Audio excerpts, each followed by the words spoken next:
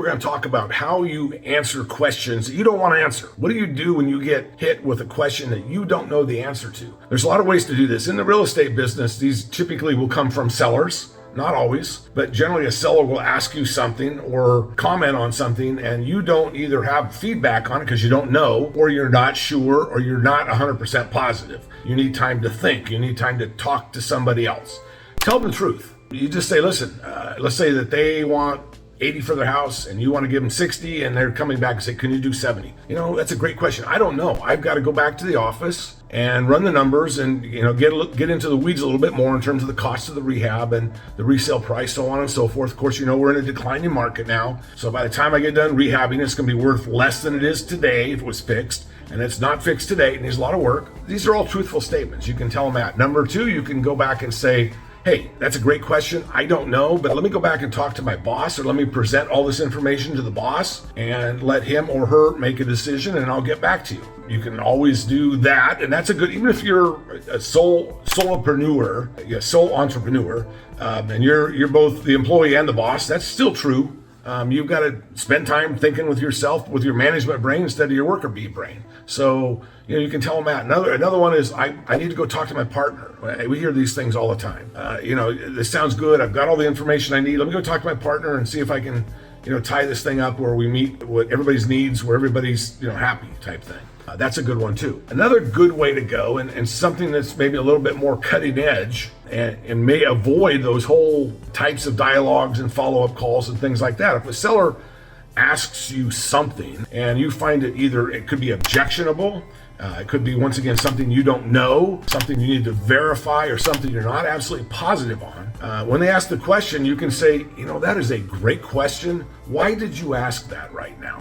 Why is that? Why did you ask that? Because what this does, using NLP, their brain tricks themselves from expecting an answer from you to now having to think, oh crap, this guy asked me a question, I've got to answer the question. They're not thinking anymore about the question that they asked you. That's gone by the wayside. Now they're panicked about, I've got to answer a question, because that's what all of us think when we get a question asked of us. The first thing is, panicked. I'm worried. I'm not going to be able to get this done. I'm going to screw it up. I'm going to say the wrong thing. I didn't memorize that script. That's how people's brains work. If you just think of it going into any discussion, I'm not going to answer anything I don't want to. And that's the one thing I want you to take away from this video, is the concept of don't answer any questions you don't want to. Just don't answer any questions, and use one of these methods to get out of it, or kick the can down the road, as it were. So once again, the seller will be thinking, oh, now I've got to answer a question. He's not thinking, or she's not thinking, well, I better expect an answer from him. People aren't smart enough generally to think quick enough to say, no, you go first. I asked that first. So that's a good way. Another way is, that is you could say something like, and always compliment them. That's a great question. That's a fantastic question. I appreciate you asking that question. I wish I'd have thought of that. That's a great question. Anything like that. And you can follow that with, why is that important right now? So that is a great question, man. Why is that? Let me ask you this. Why is that important right now? Why do you need to know that? Why is that important? And immediately, especially if you say it 3 times, the way that the human brain works is when they're asked a question 3 times, believe it or not, or you say something 3 times, it finally sticks. And so if you do it 3 times in a row, not the exact same thing, but rephrase it like I just did, where you're getting that same question across, their brain's going to flip over to, I've got to answer that question. I'm not worried about getting the answer to my question anymore. It gives you lots of time, effort, energy. And you can find out what they're really trying to get at. It's the same pitch as if you were to ask somebody, what are you really trying to get at? Because that's what you're saying to yourself.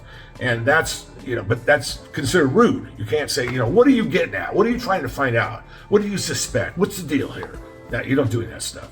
You just make it real simple, real nice. This is not passive aggressive. This is just, that is a great question, ma'am. I appreciate you asking that. Let me ask you this. Why is that important to you? Or let me ask you this. Why did you ask that question right now? And you're asking the same thing as if you're like, what are you trying to find?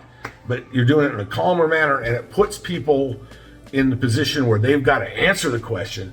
They're going to forget 90% of the time plus. They're going to totally forget about the question they asked. You're never going to hear it again, and you will find out more information.